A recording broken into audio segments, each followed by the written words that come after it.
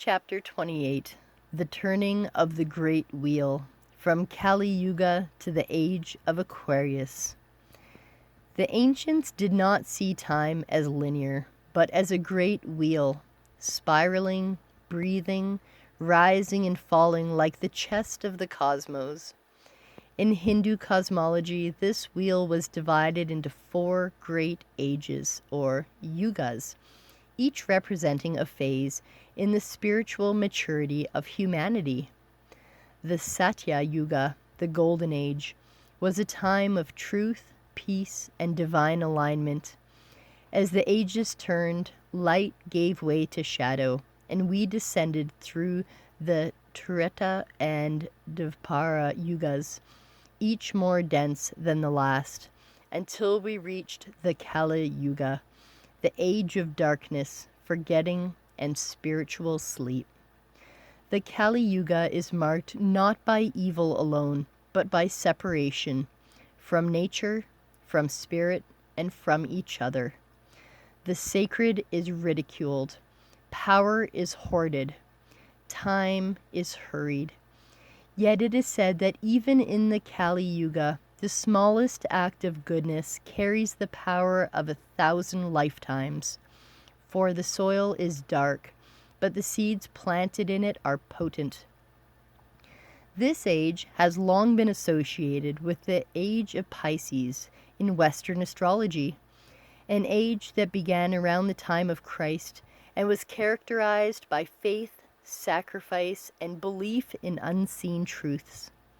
It was an era of saviors and martyrs, churches and secrets. Pisces swims in 2 directions, toward heaven and toward illusion. The last 2,000 years have seen both, divine compassion and brutal dogma, mystical revelation and systemic control. But now the wheel turns again. We stand at the threshold of the Age of Aquarius, a new epoch whispered by mystic, astrologers, and indigenous timekeepers alike.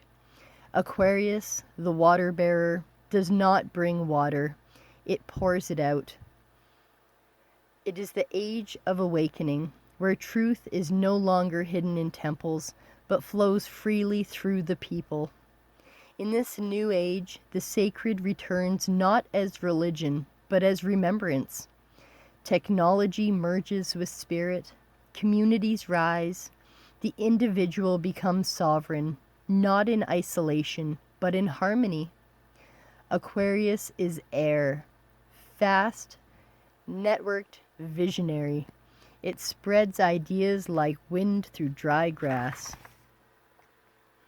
And yet, the age of Aquarius is not without challenge. Every new age demands that we let go of the old. Institutions built on fear and control will crumble. Shadows long buried rise to be seen. Confusion may precede clarity, but the gift of this age is its invitation to become not followers, but co-creators of a new earth. The age of Pisces asked us to believe. The age of Aquarius asks us to know. And so the sacred wheel continues to turn, not back to the beginning, but forward through spiral time, into a future that is both ancient and reborn. The return of the divine masculine and divine feminine. For millennia, cultures across the world held a deep understanding of polarity, not as opposition, but as a cosmic dance. 2 forces woven into the fabric of creation itself. The divine feminine and divine masculine were not genders, but principles, archetypes, and energies, each sacred, each essential. The wounding of the balance. In recent history, these forces were fractured. The feminine was suppressed, dismissed as irrational, emotional, or weak, and the masculine was distorted into domination, conquest, and disconnection from heart. In this distortion, the wounded masculine became violent, rigid, unfeeling. The wounded feminine became submissive, voiceless, unseen. This imbalance played out in every realm: religion, government, family, love. It stripped the earth, silenced wisdom, and fractured human identity. The return begins. But now, at the cusp of the age of Aquarius, and as the great cycles shift, both are returning. Not as roles or social expectations, but as sacred energies awakening within each of us, regardless of gender. The divine feminine rising. She is not merely womanhood, she is life itself. The womb of creation, the intuitive pulse beneath the logic, the moonlit path of dreams, cycles, nurturing, and receptivity. Represented in traditions by Isis, Shakti, Kuan Yin, Mary, Sophia, and in nature as the fertile earth, the waters, the night sky. When awakened, the feminine within us feels deeply and trusts intuition, embraces mystery, healing, interconnectedness, listens before acting, feels before fixing, weaves before building. The divine masculine rising, not toxic, not detached, but a sacred protector of life. The active force that brings vision into form, the sword of truth, the pillar of presence, the sun that illuminates. Embodied by Horus, Shiva, Christ, Odin, and in the world as the mountain, the sun, the flame of action.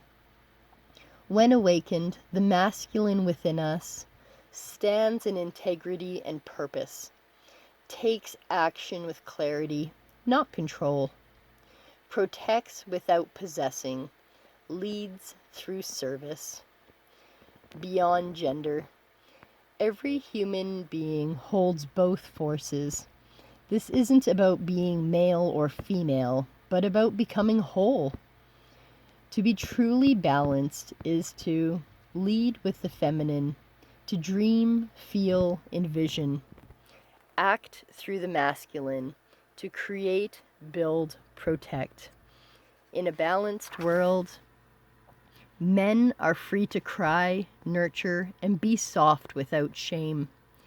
Women are free to lead, create, and command without fear. And those beyond the binary become sacred bridges between energies, not confused, but courageous carriers of wholeness. The medicine for today's confusion. Gender confusion in our modern world often stems from a spiritual forgetting of archetypes, of energy, of purpose. When soul is forgotten, identity becomes unstable. The medicine is remembrance. We remember who we are before the world told us. We listen for what lives in our hearts, not just our labels. We reclaim our inner balance, and from there, find peace in our outer world. This return is not a war between sexes. It is a marriage of energies, a sacred union within ourselves, our relationships, and our planet.